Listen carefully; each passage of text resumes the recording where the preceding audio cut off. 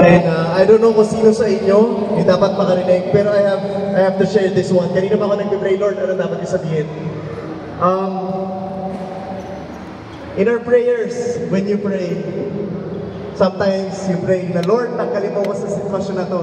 Sometimes you pray na, Lord, gusto ko to. Or Lord, nahihirapan ako. Lord, baguhin mo yung buhay ko. And then, months and years will pass, pero minsan hindi nangyayari yung prayer mo. But sometimes, think of this one, sometimes, what if God is not really working on the situation, but He is really working on you? What if ikaw yung talagang pinabago niya? The situation might not change, pero you will change if you will just follow and listen to Him. That's what happened to me. Gusto ko lang i-share sa inyo guys, kasi this is very a special message na alam kong galing kay Lord. I don't know guys, kung sino yung dapat makarinig nito, meron kayo pinagdadaanan. I just want you to really rely on Him, focus on Him, and siya na bahala. Basta magtitiwala ka lang. So guys, few days ago, syempre, nag-vlog tayo eh. So few days ago, my page, Facebook page, got restricted. When your Facebook page gets restricted, ibig sabihin, yung Facebook page mo na yon, hindi kikita. Wala na siyang kikitain. For how long, I don't know. Ang first initial emotion na mararamdaman mo, matatakot ka, kakabahan ka. It may happen to you sa ibang paraan. Like for example, may trabaho ka, biglang tinanggal ka sa trabaho. Or in a different situation. But this is what happened to me. I got restricted. So walang kinikita yung page. But then again, you know what? I was peaceful. Hindi ako natakot, hindi ako kinabahan.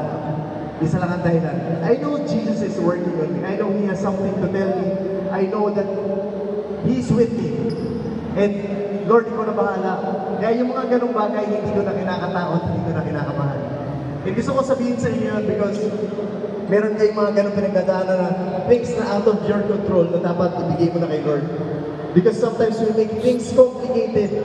Kahit yung mga bagay na hindi mo na dapat pinapakailaman, you still try to fix things, figure things out, hanggang sa dumating na point na de-drain ka, na de-depress ka, na stress ka. There's one thing that you have to do, you have to trust Him.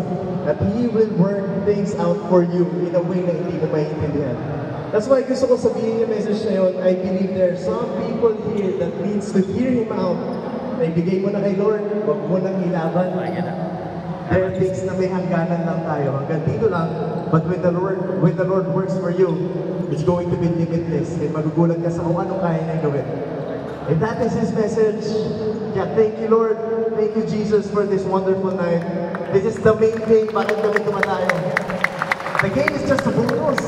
Bonus kung ano mangyari sa game, manalo, matalo, but to honor Him, to praise Him, to glorify Him in everything that we do, that's our mission. Basketball plays for one thing alone, and it's for Jesus. Thank you so much, and I hope you get the message. Thank you so much.